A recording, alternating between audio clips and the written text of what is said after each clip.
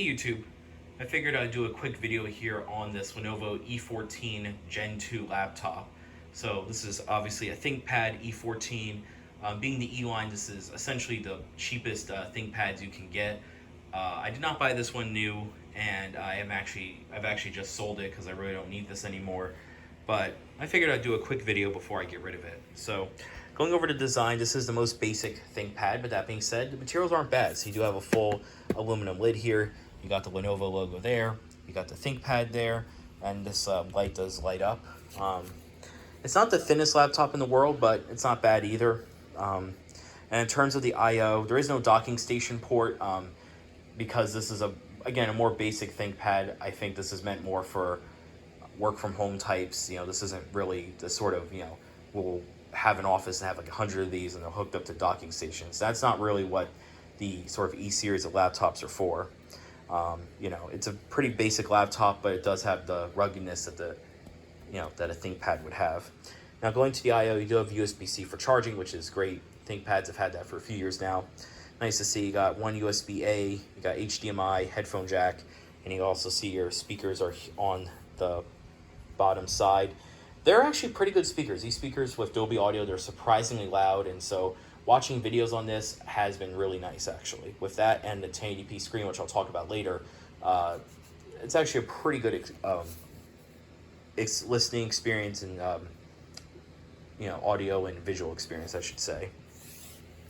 Now getting over to the other side of the laptop, you have another USB port. You do have Ethernet, which is nice to see, and then you have your Kensington lock. Then on the bottom, you have your vents here. You have this nice full-length rubber foot here, which is excellent. Two little ones here at the bottom, but in terms of like ventilation, this has been pretty solid. I've had no issues with that. And then opening up the laptop, you do need two hands to open it, but here's a look at it. You got a very nice thin bezel. This is a 14-inch screen.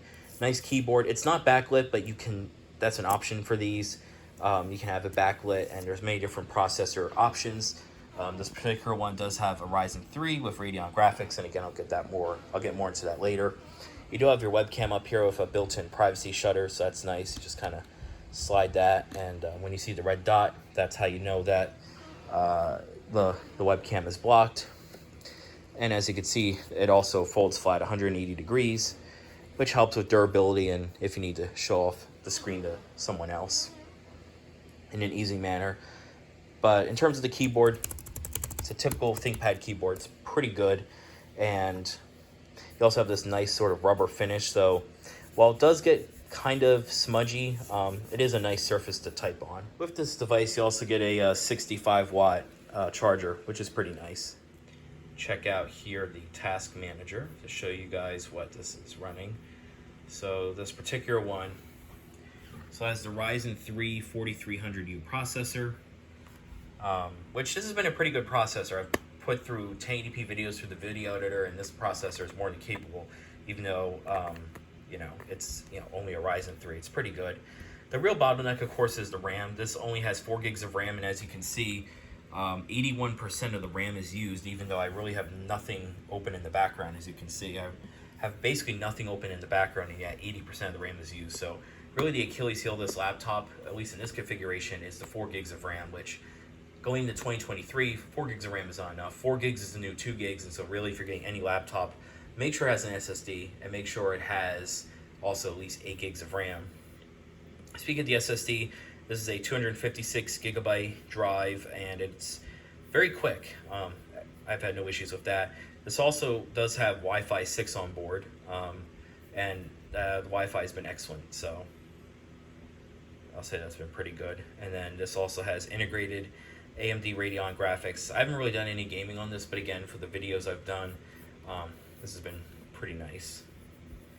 So, as you can see, nice and fluid UI. You also got your Lenovo Vantage, which you basically can adjust settings as well as do updates like BIOS updates and whatnot, so not bad. And then you also got this little quick start menu here where you can control a few different settings, and it tells you the battery charge times and all that. So overall, I've liked this laptop.